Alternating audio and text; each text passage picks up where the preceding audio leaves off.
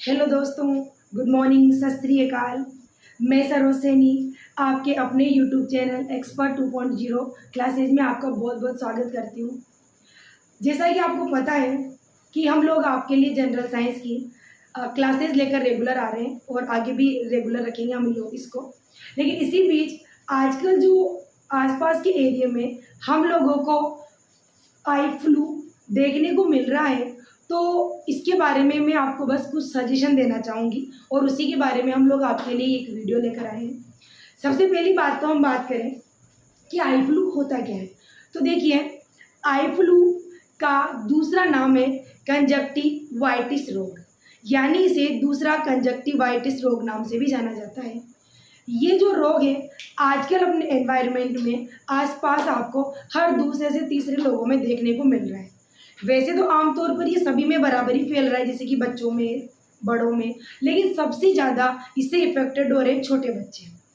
छोटे बच्चों में ये रोग आजकल आप अगर अपने फैमिली में भी हैं, बाहर भी हैं, स्कूल में भी हैं, कोचिंग पर भी हैं, तो सब जगह आप आराम से देख सकते हैं कि ये जो आई फ्लू है ये रोग किस तरह से बच्चों में रेगुलर फैल रहा है। तो हम लोग यहाँ पर कुछ डिस्कशन करने वाले हैं कि ये जो रोग है आई फ्लू ये किस तरह से फैलता है, ये किस तरह से आपकी आंखों को अफेक्टेड कर रहा है और इससे बचने के लिए हम लोग क्या क्या प्रिकॉशन घर पे अपना सकते हैं और अपने बच्चों को आई फ्लू से बचा सकते हैं। तो देखिए, सबसे पहले हम अगर बात करें कि जो आई फ्लू है वो फैल क्यों रहा है, इसका रीज़न क्या है। तो देखो, आपको पता होगा कि अभी जो बारिश का मौसम है इसमें जो छोटे छोटे माइक्रो ऑर्गेनिज्म लाइक वायरस वो बहुत ही ज़्यादा एक्टिव रहते हैं। तो जो वायरस होते हैं ये वायरस हमारे बॉडी के कहीं ना कहीं कांटेक्ट में आ रहे हैं। अब सबसे बड़ी बात हम करें कि कौन से वायरस हैं जो आई फ्लू का रीज़न है। तो जो कॉमन सर्दी जुकाम वाले जो वायरस होते हैं, adeno virus, myxo virus, herpes virus, ये जो कॉमन सिंपल जो वायरस हैं जो सर्दी जुकाम का कारण बनते हैं, उन्हीं की वजह से आई फ्लू फैल रहा है। अब हम अगर ये समझें कि इन वायरस की वजह से आई फ्लू फैलने का क्या संबंध हुआ, तो देखो हो क्या रहा है कि जैसे मान लो किसी को सर्दी जुकाम है, अब हम लोग खांसते छींकते टाइम कई बार नाक पे, मुंह पे अपना हाथ लगा देते हैं और उसी हाथ को बिना धोए आपने आंखों में खुजा लिया या किसी चीज़ को टच कर लिया और वो चीज़ डायरेक्टली इनडायरेक्टली आपके आंखों के टच में हो गई। इसकी वजह से ये जो जुकाम वाले वायरस होते हैं ये आपकी आंखों में एंटर कर जाते हैं और आंखों में एंटर करने के बाद आपकी आंख की जो सबसे बाहर की लेयर होती है जिसे हम कॉर्निया कहते हैं, उस कॉर्निया को जाकर ये संक्रमित कर देते हैं। इस कॉर्निया में जैसे इन्फेक्शन होता है कॉर्निया के अंदर स्वेलिंग यानी सूजन आना शुरू हो जाती है। जैसे ही कॉर्निया में सूजन आती है तो हमारे पूरे आँख के एरिया में सूजन आने के साथ साथ आँखों का लाल होना, जलन होना, ज़्यादा या कम रोशनी में सेंसिटिविटी की प्रॉब्लम होना, आँखों में रेगुलर पानी आना, नींद में सोते टाइम पानी की वजह से आँखों का चिपक जाना, आँखों में रेगुलर दर्द, जलन और इसकी वजह से सिर में दर्द रहना, ये सारी कुछ समस्याएं देखने को मिल रही है। और इसके लिए हम लोग ज़्यादा से ज़्यादा आजकल आई ड्रॉप लाते हैं और उससे ठीक हो जाते हैं, लेकिन हमें इसके अलावा और भी बहुत सारी ऐसी चीज़ें हैं जिनका अपने घर पर ध्यान रखना बहुत ही ज़रूरी है। जैसे कि हम लोग इस वायरस से बचने के लिए सबसे पहली चीज़ तो हमें इस बात का पूरा ध्यान रखना है कि अगर आपको खांसी जुकाम हो रहा है, आप छींकते हैं, खांसते हैं, तो मुंह पर रुमाल रखें, मुंह को हमेशा ढक कर रखें, कवर रखें। इसके अलावा अगर आप खांसने छींकने के बाद अगर आपके पास गलती से ऐसा कुछ हो रहा है कि आपके पास उस टाइम हाथ में रुमाल नहीं था, कुछ कपड़ा नहीं था और आप हाथ से ही कवर कर लिए हो मुंह से, तो इस कंडीशन में आप पूरा ध्यान रखें कि तुरंत जाएं और उठकर अपने हैंड वॉश करें। यानी जब भी आप छींकते या खांसते टाइम हाथ का यूज़ करते हैं या रुमाल का भी यूज़ करते हैं तो उस रुमाल को भी कहीं इधर उधर न रखें, रुमाल को भी टाइम टू टाइम धोएं ताकि वो वायरस किसी भी तरह से आपकी आंखों में एंटर न करे। अब अगर मान लो इन देख के सारी सावधानी रखते हुए भी हम लोगों को ऐसे लक्षण देखने को मिलते हैं, जैसे मान लो आँखों में रेगुलर इचिंग हो रही है, खुजली हो रही है, आँखों में सूजन आ रही है, आँखें लाल हो गई हैं, आपको देखने में सेंसिटिविटी की प्रॉब्लम्स होने लग रही है, रेगुलर आपका सर भारी हो के आपको हेडेक हो रहा है। तो इन सारी चीज़ों की वजह से आपको समझ में अगर आ गया कि आपको आई फ्लू हो गया है, तो घर पे ही आप थोड़ी-सी प्रोटेक्शन रख सकते हैं। और इसके साथ ही अगर आपको ज़्यादा सिम्पटम दिखाई देते हैं, तो तुरंत आप किसी डॉक्टर से कंसल्ट करें। घरेलू तौर पर आप इससे बचने के लिए कुछ चीज़ें हैं जो अपना सकते हैं, जैसे कि अपने आसपास के एनवायरनमेंट को सबसे पहले क्लीन रखने का हम काम करें, क्योंकि एनवायरनमेंट जितना क्लीन रहता है उसमें आसपास छोटे मोटे वायरस, छोटे मोटे बैक्टीरिया जो आपको दूसरे टाइप की बीमारियां भी कर सकते हैं, उनसे भी आप बचे रह सकते हो। तो सबसे पहले तो अपने आसपास के एनवायरनमेंट को साफ सुथरा रखें। कहीं पर भी गंदा पानी जमा होता है अगर, तो उस गंदे पानी को साफ रखें। घर पे रेगुलर साफ सफाई का ध्यान रखें। तो ये तो आप नॉर्मली किसी भी जर्म से बचने के लिए कर सकते हैं। अब अपन बात करें कि अगर आप अपन को आई फ्लू हो गया है, या अपने घर में कोई छोटा बच्चा या बड़े लोग अगर इस वायरस से कांटेक्ट में है, उनको आई फ्लू देखने को आपको मिलता है, तो हम अब क्या कर सकते हैं। तो इसके लिए सबसे पहली बात तो ये कि जो बच्चा इफेक्टेड है उस बच्चे को बाकी दूसरे बच्चे और दूसरे मेंबर से अलग रखें, क्योंकि ये जो वायरस है वो हवा से नहीं फैलता, लेकिन ये कांटेक्ट से फैलता है। तो हवा वाली चीज़ों से आपको ज़्यादा सिक्योर रहने की कोई ज़रूरत नहीं है, लेकिन डायरेक्ट कांटेक्ट से आप बचें।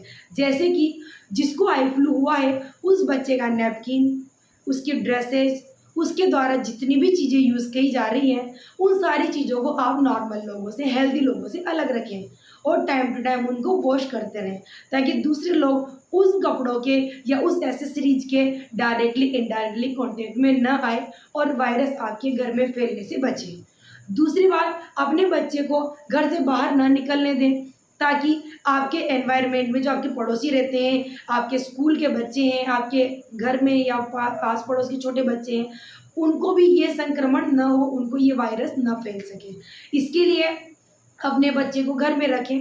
और साथ में हमें कुछ बातें और भी है जो ध्यान देने वाली है, जैसे कि बचाव के लिए हम सबसे बढ़िया तरीका एक अपना सकते हैं, बार बार आंखें धोएं।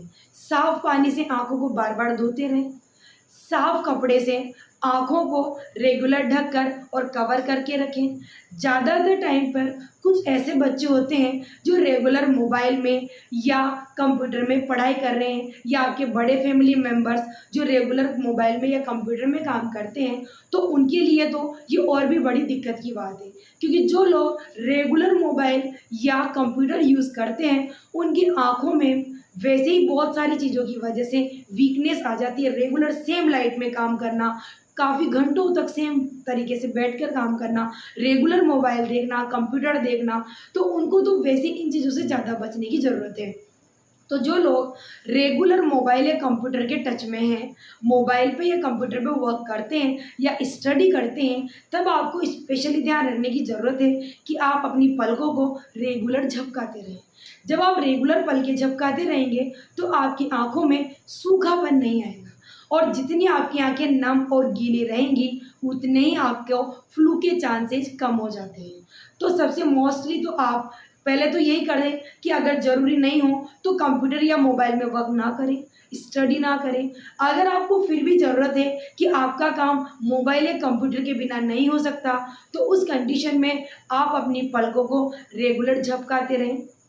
काम के बीच में थोड़ा थोड़ा सा ब्रेक करते रहें, जैसे कि 5 या 10 मिनट 15 मिनट आपने रेगुलर वर्क कर लिया, उसके बाद आप थोड़ा सा ब्रेक करें, यानी मोबाइल या कंप्यूटर से अपनी आंखों को थोड़ा सा असाइड करें, थोड़ा साइड करें, उनको थोड़ा रेस्ट दें। इसके बाद रेगुलर तौर पर हम कुछ और भी हैबिट्स है जो अपना सकते हैं, जैसे कि आपको स्टार्टिंग की अगर कुछ सिम्टम्स दिखाई दे रहे हैं फ्लू के, जैसे कि हल्की सी जलनी स्टार्ट होती है, हल्की हल्की आंखों में रेडनेस आ रही है, अगर आपको हेड भारी यानी सर भारी रहने की प्रॉब्लम होना स्टार्ट हुई है, तो अब स्टार्टिंग के तौर पर ही दिन में हर 4 या 5 घंटे के डिफरेंस में गुलाब जल से अपनी आंखों को धोएं। गुलाब जल की 1 या 2 बूंद आंखों में डालकर थोड़ा सा रेस्ट करें, ताकि आपकी आंखों के जर्म्स जो हैं वो क्लीन हो सके। इसके साथ ही हम लोग और भी बहुत सारे तरीके अपना सकते हैं, जैसे कि आप बर्फ़ से भी सेकाई कर सकते हो आँखों की।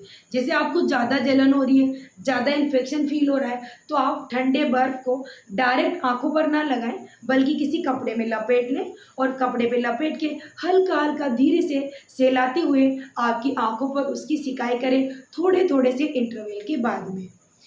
2-3 मिनट की सिकाई करने के बाद में फिर आपको हर 3-4 घंटे में इस प्रोसेस को रेगुलर अपनाना है, जिससे आपकी आँखों में ठंडक भी महसूस होगी और जो आई फ्लू की वजह से आपको जलन हो रही है, आँखों में पेन हो रहा है, सिर भारी हो रहा है या इन्फेक्शन बढ़ रहा है रेगुलर, उसका खतरा काफ़ी हद तक कम हो जाएगा।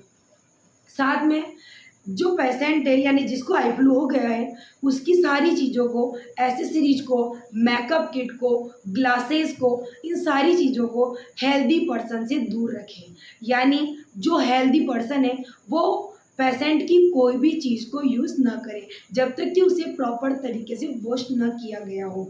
और यहाँ जहाँ तक पॉसिबल हो, जो आप रुमाल, हैंकी, आप कपड़े जो पहनते हो, उनको हो सके तो गर्म पानी में धोकर उसको पूरी तरह से आप जर्म्स फ्री कर सकते हो। साथ में दूसरे बच्चों के कांटेक्ट से भी उनको बचाएं। घर में अगर आपका बच्चा है तो उसको आप बोलें कि वो रेगुलर ग्लासेस पहन के रहे। ब्लैक ग्लासेस पहन के रखना ज़्यादा अच्छा माना जाता है, क्योंकि ब्लैक ग्लासेस से बाहर आपके घरों में जो ट्यूबलाइट है या बाहर की जो एक्स्ट्रा सन लाइट होती है, उसके रेडिएशन से भी आपकी आंखें बची हुई रहती है। ज़्यादातर टाइम पर जो फ्लोरोसेंट ट्यूबलाइट आती है आपके घरों में, जो वाइट वाली ट्यूबलाइट आती हैं, उनके जो वाइब्रेशन होते हैं वो भी आई फ्लू में आपकी आंखों को काफ़ी पेन दे सकते हैं, दर्द दे सकते हैं। इसीलिए फ्लोरोसेंट ट्यूबलाइट के अंदर अगर आप रेगुलर स्टडी कर रहे हैं तो आपको आई फ्लू के टाइम पे उस फ्लोरोसेंट ट्यूबलाइट से भी बच के रहना है। जहाँ तक हो सके स्टडी वाली चीज़ों को आप कम से कम करें, क्योंकि आमतौर पर जो आई फ्लू है वो 2 या 3 दिन के अंदर ऑटोमेटिकली मिट जाता है, ज़्यादा लंबे टाइम नहीं चलता। लेकिन फिर भी अगर आपको ज़्यादा ही प्रॉब्लम होती है, आपको लग रहा है कि आपका फ्लू बहुत बढ़ गया है, आँखों में काफ़ी ज़्यादा स्वेलिंग, ज़्यादा पानी आना, ज़्यादा लाल होना, ये सारे सिम्पटम्स आपको ज़्यादा दिखाई दे रहे हैं नॉर्मल के कंपैरिजन में, तो आप तुरंत डॉक्टर से कंसल्ट करें। टाइम टू टाइम ट्रीटमेंट लें, जितना आपको डॉक्टर सजेस्ट करते हैं। जैसे कि नॉर्मल जो आई ड्रॉप्स आती हैं, उन्हें 3 से 4 घंटे के बीच में आँखों में 2 से या 1 बूंद ऐसे डालनी होती है, तो आप उस ड्रॉप को रेगुलर बेसिक पर यूज़ करें। ऐसा नहीं है कि आपने एक दिन यूज़ करी, अगले दिन आपको आपका फ्लू थोड़ा कम दिखाई दे, तो आप ये सोच लें कि आप ठीक हो गए। क्योंकि जिन लोगों को एक बार फ्लू हो चुका है, उनको दोबारा फ्लू होने के चांसेस ज़्यादा होते हैं, क्योंकि कई बार जो कॉर्निया की स्वेलिंग है वो कई लंबे टाइम तक नहीं जा पाती। हम लोग ऐसा सोचते हैं कि आज हमारी आँख की बाहर की जो सूजन आपको दिख रही थी वो कम हो गई है और हम लोग रिलैक्स हो जाते हैं। हम वही नॉर्मल लोगों के बीच में मिल रहे हैं, जुल रहे हैं, ग्लासेस भी नहीं पहन रहे हैं, वापस पढ़ाई करने लग गए हैं, वही रोशनी में जा रहे हैं, ट्यूबलाइट में पढ़ रहे हैं। तो आपको ऐसा नहीं करना है, केयरलेस बिल्कुल नहीं रहना। रेगुलर जब तक 100% ट्रीटमेंट आपका नहीं हो जाता, तब तक रेगुलर डॉक्टर के टच में रहें, डॉक्टर से कंसल्ट करते रहें और डॉक्टर से अपना पूरा ट्रीटमेंट लें। प्रॉपर नींद लें, कम से कम आपको 7 से 9 घंटे की नींद बहुत ही ज़रूरी है, जो कि नॉर्मल कॉमन पर्सन के लिए भी ज़रूरी होती है। बट अगर आपको पढ़ाई की वजह से या किसी बर्डन की वजह से 7 से 8 घंटे आपके पूरे नहीं हो रहे हैं, तो आपको आई फ्लू में तो स्पेशली ध्यान रखना ही है कि एक्स्ट्रा चीज़ों को साइड में रख के आप अपनी प्रॉपर नींद, प्रॉपर रेस्ट पर पूरा ध्यान रखें। तो कुछ जागरूकता होती है जिसको रखते हुए, उन चीज़ों का अपन ध्यान में रखते हुए आपके आसपास के लोगों को इन चीज़ों के लिए जागरूक करके आप खुद भी आई फ्लू जैसे वायरस से बच सकते हैं और साथ में अपने बच्चों, अपने पड़ोसी, अपने अगर आपका बच्चा स्कूल जाता है तो वहाँ के जो स्टूडेंट्स हैं, आपके नेबर हैं, उनके बच्चे हैं या आपके जो नेबर हैं, उनको भी इस खतरनाक बीमारी से बचा सकते हैं, ताकि आपका फालतू टाइम, फालतू पैसा बीमारियों में खर्च ना हो और आप रेगुलर अपने कंसंट्रेशन के साथ अपना पूरा वर्क कर सकें। तो मैं इस वीडियो में आपके लिए आई फ्लू से रिलेटेड कुछ इन्फॉर्मेशन लेकर आई थी। आई होप आपको मेरी बात अच्छे से समझ आई होगी और आप डेली लाइफ में उन चीज़ों को फॉलो भी करेंगे और साथ में अपने घर पे छोटे बच्चों, अपने पड़ोस के लोगों, पड़ोस के बच्चों, उनको भी इन चीज़ों के लिए मोटिवेट करेंगे, उनको गाइड करेंगे और उन्हें इन सारी प्रिकॉशंस के लिए समझाएंगे। सबसे मोस्टली आपके लिए मेरी बात बस यही कहना है कि आप लोग ज़्यादातर हो सके तो फ्लू वाले बच्चों को अपने घर में रखें, उनको स्कूल बाहर खेलने के लिए न भेजें। ज़्यादा से ज़्यादा सतर्कता रखोगे तो ज़्यादा से ज़्यादा हम लोग बीमारी से बच सकते हैं। तो हेल्दी रहें, स्वस्थ रहें, और एक सबसे इम्पोर्टेंट चीज़ है हेल्दी डाइट। डॉक्टर को दिखा लिया, घर पे प्रिकॉशन भी रखी, सारी चीज़ें हैं, लेकिन अगर आप अपनी हेल्थ मेंटेन नहीं करके चलोगे, आपकी डाइट अच्छी मेंटेन करके नहीं चलोगे, तब भी आपको बीमारी होने के चांसेस बहुत ही ज़्यादा बढ़ जाते हैं। फ्लू की बात नहीं है, अगर आप अपनी डाइट को प्रॉपर नहीं लेते हैं तो आपके अंदर वीकनेस होना और आपका इम्यूनिटी कमज़ोर होना, ये सारी चीज़ें देखने को मिलती हैं। और अगर आपका एक बार इम्यूनिटी सिस्टम कमज़ोर हो गया तो आप यूँ मान लीजिए कि एनवायरनमेंट की छोटी से छोटी बीमारी भी आपकी बॉडी पर तुरंत प्रभाव डालेगी और आपको तुरंत उस बीमारी से ग्रसित कर देगी। इसीलिए सारी बीमारियों का सबसे बड़ा सॉल्यूशन तो यही होता है कि सबसे पहले तो आप घर पे ही अपनी जो डाइट है उसका पूरा पक्का ध्यान रखें। आपको vitamin A, vitamin B, vitamin C से भरपूर भोजन करना चाहिए। आपकी जो डाइट हो वो बैलेंस्ड डाइट होनी चाहिए। बैलेंस्ड डाइट का मतलब तो आप लोग जानते ही होंगे। बैलेंस डाइट का मतलब वो होता है कि आपकी जो डेली की डाइट होती है उसके अंदर सारे न्यूट्रिशन अवेलेबल होना ज़रूरी है। सारे न्यूट्रिशन का मतलब होता है कि आपके फूड के अंदर जो आप मॉर्निंग, इवनिंग या दिन के जो भी आपका 2-3 टाइम की जो मील होती है उसमें आप जो भी लेते हैं उसके अंदर कार्ब्स यानी कार्बोहाइड्रेट आपकी ज़रूरत के हिसाब से ज़रूरी है। प्रोटीन, जितना आपका बॉडी वेट होता है उतने ग्राम्स आपको प्रोटीन्स लेने होते हैं। इसके साथ ही carbohydrate, protein, fat, vitamin, mineral, proper water यानी बराबर मात्रा में पानी पीना। एक कॉमन पर्सन, हेल्दी पर्सन के लिए दिन भर में 8 से 10 ग्लास पानी पीना बहुत ही ज़रूरी है। तो आप फ्लू हो या ना हो वो एक अलग बात है, बट एक जनरली डेली रूटीन में भी आपको ये जो हेल्दी डाइट, हेल्दी फूड है उसकी हैबिट अपनाना बहुत ही ज़रूरी है। यानी आपके डेली के फूड के अंदर पूरे के पूरे न्यूट्रिशन होना ज़रूरी है। आपके जो फूड होता है उसके जो 5 न्यूट्रिशन होते हैं, कार्बोहाइड्रेट, प्रोटीन, फैट, विटामिन और मिनरल्स, इनके अलावा वाटर तो नेसेसरी है ही। एक और चीज़ की हम अगर बात करें वो होते हैं रफेज। रफेज मतलब फाइबर। वैसे तो फाइबर आपकी बॉडी में कोई डाइजेस्ट नहीं होते हैं, यानी वो डायरेक्टली आपकी बॉडी में कोई काम नहीं करते हैं, लेकिन फाइबर का सबसे बड़ा काम होता है कि वो आपकी जो आंतें होती है, आपके जो आहार नाल होती है उसको वो साफ रखने का काम करता है और साथ में आपके मेटाबॉलिक को भी इम्प्रूव करता है। हेल्दी डाइट खाना, लेकिन उस डाइट को खाने के बाद आपकी बॉडी में वो यूज़ भी तो आनी चाहिए। तो वो आपके यूज़ तभी आएगी जब आपका फूड, आपकी बॉडी प्रॉपर तरीके से डाइजेस्ट करेगी उस फूड को, और प्रॉपर तरीके से डाइजेशन आपका ठीक रहे इसके लिए आपके फूड में डेली रफेज यानी फाइबर्स भी जरूरी होते हैं।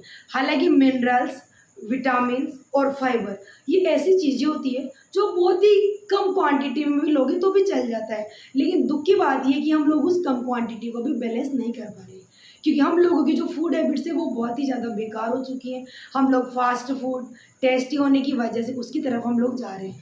तो हम लोग इनको असाइड रखकर अपनी हेल्दी डाइट की तरफ ध्यान दें, बैलेंस्ड डाइट लें, टाइम टू टाइम डाइट लें, इसके साथ ही टाइम टू टाइम सोना, अच्छी नींद लेना, शांत माहौल में रहना।